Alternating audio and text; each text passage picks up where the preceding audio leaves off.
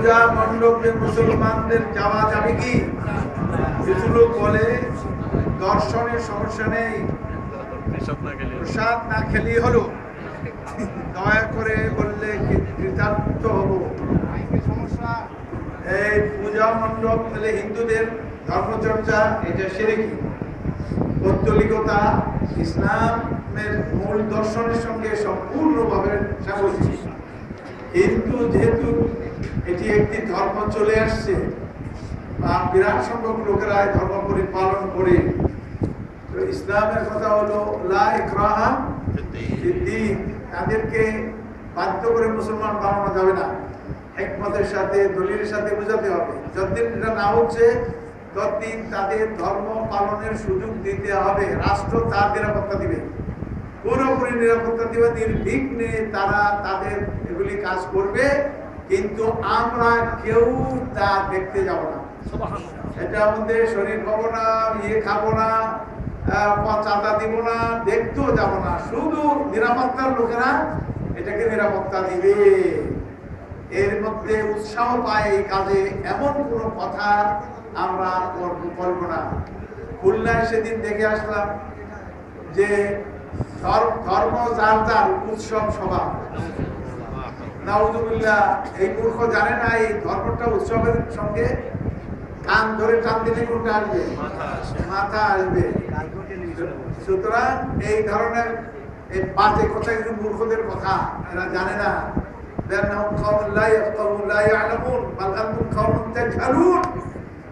সুতরাং এইখানে কেউ এটা ইয়ে করতে পারে, আল্লাহর গজব হালাল হয়ে যাবে যদি এটা কেউ এখানে করতে। কারণ এটি একটি বড় ডাইরেক্ট মানে অপরাধ আমার জানা নেই। সে তো ওরা একটা ধর্ম কি করবে, ওরা এটা পালন করে দলিল দিয়ে তাদেরকে দাওয়াতের মাধ্যমে বোঝাতে হবে। ওখানে কিন্তু আপনার যাওয়া যাবে না, চাঁদা দিবার যাওয়া যাবে না। তবে গভর্নমেন্টের পক্ষ থেকে, আমাদের পক্ষ থেকে পুরোপুরি নিরাপত্তা দিতে হবে, তারা নিরাপদ ভাবে তাদের ধর্ম চর্চা করতে হবে। আচ্ছা, আসসালামু আলাইকুম। ওয়ালাইকুম আসসালাম। আমার ছেলে হয়েছে, দোয়া করবেন। নাম রাখতে চাই, দয়া করে অর্থ জানাবেন। একটা হলো ইহরাম আব্দুল্লাহ অথবা একটা কি ফারুক আব্দুল্লাহ, ফারিক ইহরাম। এটা পাকিস্তানে একটা উপত্যকা না কিছু নাম আছে, মেহরাব, ওয়াদি মেহরাব। এটার কি নাম? এটা মেহরাব শব্দটা ফার্সি, এটা অর্থ আমার, যদি আমি ফার্সি জানি কিন্তু এটার অর্থ আমি জানা নাই। এরপর আরেকটু জানেন, এখানে কায়দা অনুযায়ী দুটা নাম হয়েছে, একটা নাম মেহরান, একটা নাম কি আব্দুল্লাহ। তো আরবরা যখন শুনবো তখন মেহরান তার নাম, আব্দুল্লাহ তার বাবার নাম, এটা করবি। কারণ দুই নাম তো, নাম একটা রাখবেন। সুতরাং এখানে মেহরান বাদ দেন আব্দুল্লাহ। আব্দুল্লাহ যে ব্যক্তি কাবা শরীফে ঢুকে কেবলা তালাশ করে, আব্দুল্লাহ এত সুন্দর অর্থবহ দর্শনপূর্ণ তৌহিদের ভিত্তিতে যে নামটা এত সুন্দর, এরপর আব্দুল্লাহ এর ফারুক আব্দুল্লাহ, ফারুক নিজের নাম, আব্দুল্লাহ বাবার নাম, এরকম আমরা এই দুইটা নাম বলবেই তারা। আবার একটা নাম রাখলে তারা জিজ্ঞেস করে, যেমন আমার নাম কামালউদ্দিন। আমি যখন সৌদি আরব যাই, পড়ালেখা করতে কামালউদ্দিন বলা থেকে এস কামালউদ্দিন, এস এর কামালউদ্দিন। কামালউদ্দিন কি বাবা কই গেছে, বাবা ছাড়া ওরা বুঝে না। এই জন্য এখন নামের সব কাগজ দেখবেন, বাবার নাম লিখি কামালউদ্দিন আব্দুল্লাহ জাফরি, আব্দুল্লাহ মাওলা। ওইটা ওদের সঙ্গে দেখা খেয়ে এই নাম শিখছি। এমনকি ওরা আসল নাম বাদ দিয়ে বাবার নামে রাখে, তাই না?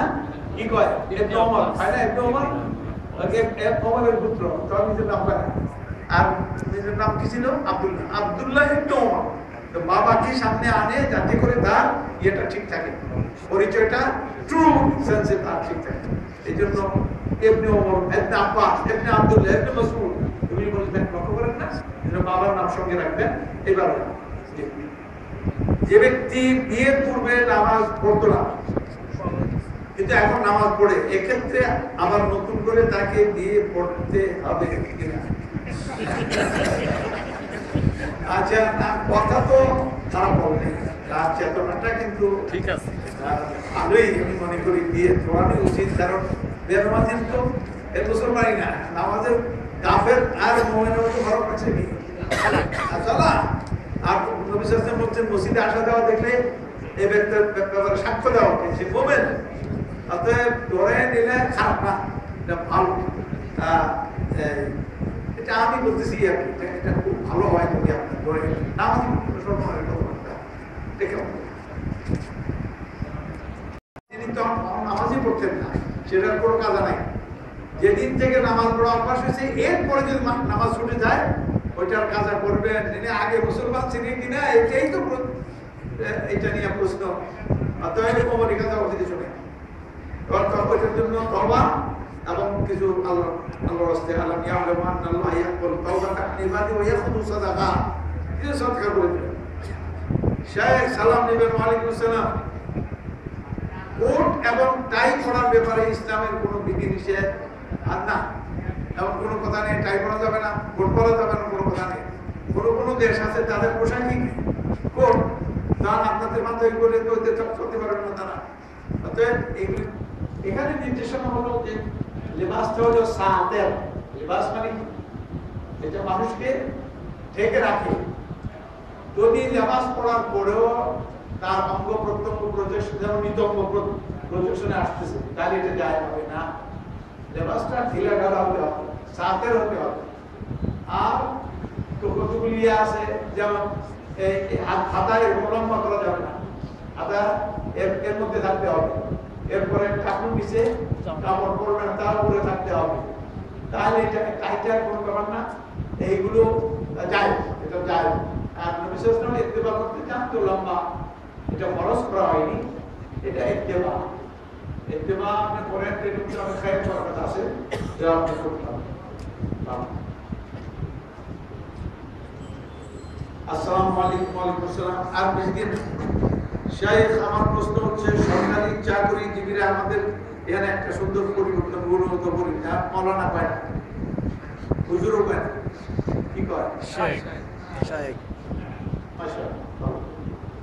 আমার প্রশ্ন হচ্ছে সরকারি চাকরিজীবীদের চাকরি শেষে চাকরি না করে মাসিক যে পেনশন ভোগ করা হয় তা ইসলামী শরীয়ত মোতাবেক কতটুকু যায়?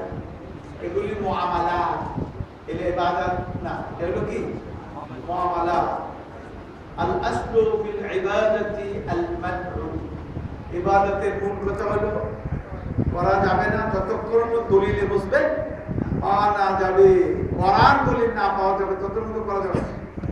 আর আল আসলু ফিল মুআমালাতি আল ইবাহু, মুআমালাতের মূল কথা হলো হালাল, যতক্ষণ পর্যন্ত দলিলে মানফি না পাওয়া যাবে এটা হালাল করতে হবে।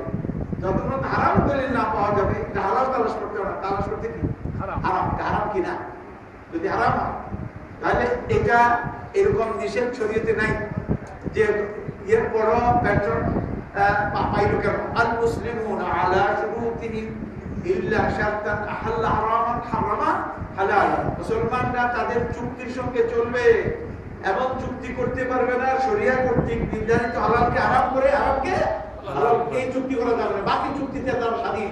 এবং গভর্নমেন্টের সঙ্গে চাকরি নেওয়ার সময় চুক্তি করছে কি যে উনি এই পেনশন সুবিধা পাবেন, উনি এত বছর রিটায়ারমেন্টে যাবেন, এত বেতন পাবেন, মাঝে মাঝে এটা হবে, এগুলি সব জায়েজ। এটা না জায়েজের কোনো কারণ, বরং এটা ভালো। কারণ রাষ্ট্রের দায়িত্ব হলো জনগণের লালন করা, তো লালনের মধ্যেই পড়লো। এ বুড়া বয়সে সারা নবী সাল্লাল্লাহু আলাইহি ওয়াসাল্লাম তিনি মদিনার ওমর রাদিয়াল্লাহু তাআলা তবুকে গেছিলেন। ওখানে দেখলেন রাআ ইহুদিয়ান ইয়াতাকাফফাফুন নাস, ইহুদি বুড়ারে দেখলেন মানুষের কাছে কি করে, ভিক্ষা করে। হযরত ওমর রাদিয়াল্লাহু তাআলা অবাক হয়ে গেলেন যে এই দেশে এরকম ভিক্ষুক এখনো আছে, ওকে নিয়ে আসো। কি ব্যাপার, সে ভিক্ষা করে কেন? তারপর আমার মনে সে বললো আমি যখন তরুণ ছিলাম তার উপর দিয়ে আমি দেশ ও জাতির খেদমত করি, বুড়ো যেন আমার খবর কেমন হয় না। হযরত ওমর বললে সত্যি এই লোকের প্রতি আমরা জুলুম করেছি, বুড়ো হওয়ার পর তার কোনো খবর রাখি না। এরপরে তারা আরেকটা শুনুন, যিনি বাইতুল মালের গভর্নরকে লিখছেন ইবহাস আন হাদা ওয়া আমসালিহি ওয়াআজরি আলাইহিম রিজকান মুস্তামিরান মিন বাইতিল মাল। এই ব্যক্তি এবং এর মতো আর যত বুড়া বুড়া বাংলাচুরা এটা যা আছে সব তালাশ করে বের করো, তাদের লিস্টি বানাও, ফাইল বানাও এবং নিয়মিত বাইতুল মাল থেকে তাদের এই বুড়ো বয়সের কল্যাণ ভাতা চালু করো। ইসলামেরই কথা। আমার মনে করি ওরা এটা আমাদের তো আমরা চিনি না, জানি না, বলিও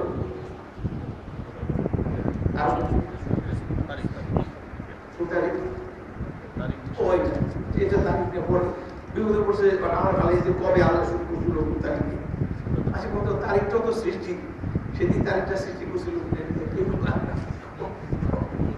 কি করছে?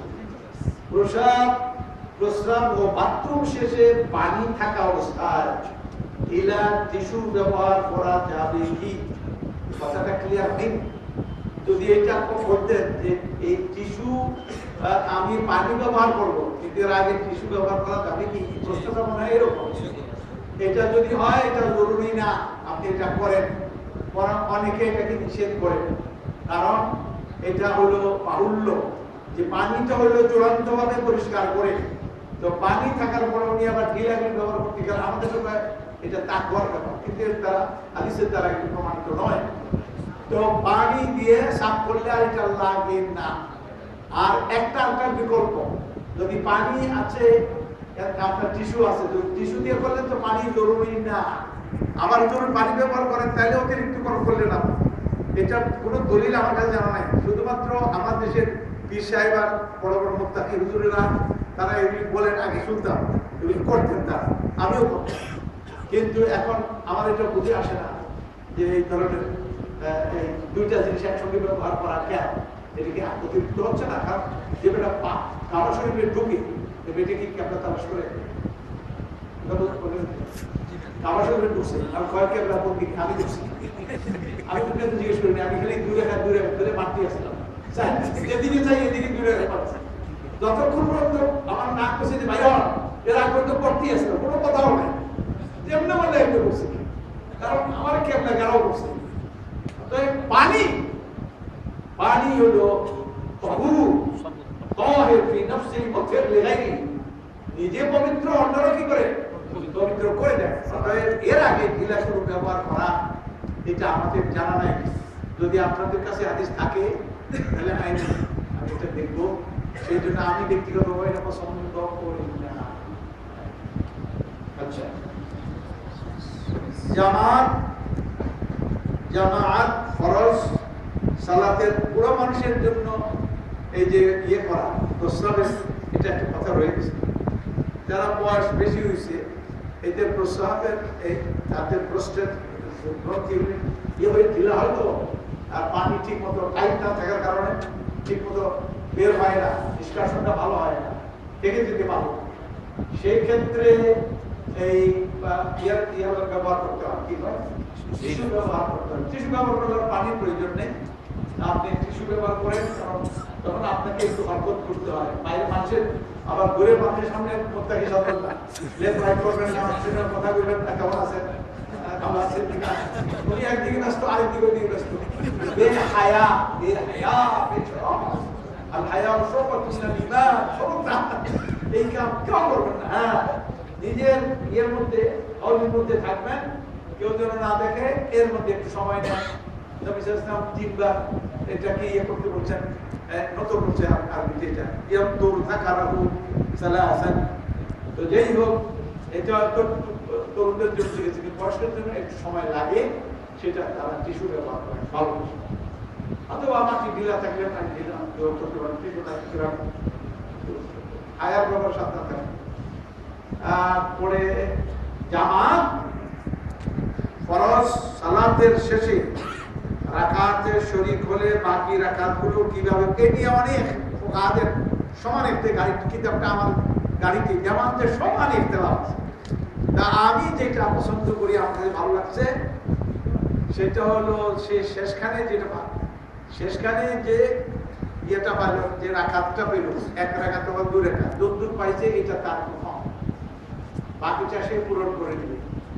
আর বড় বড় ইমামদের আমার মত আছে না, এটা তার শেষ, প্রথম তার আইনে প্রথম দিয়ে শুরু করবে, ওটা সেগুলি ইখতিলাফি বিষয়, অনেক ইখতিলাফ, অল্প না।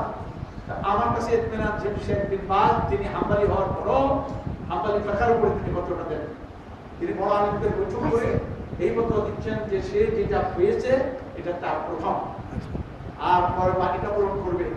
এর পরবর্তী পর্যায়ে আমার কাছে এই মতটা ভালো লেগেছে, এটা আপনার বাকি আপনার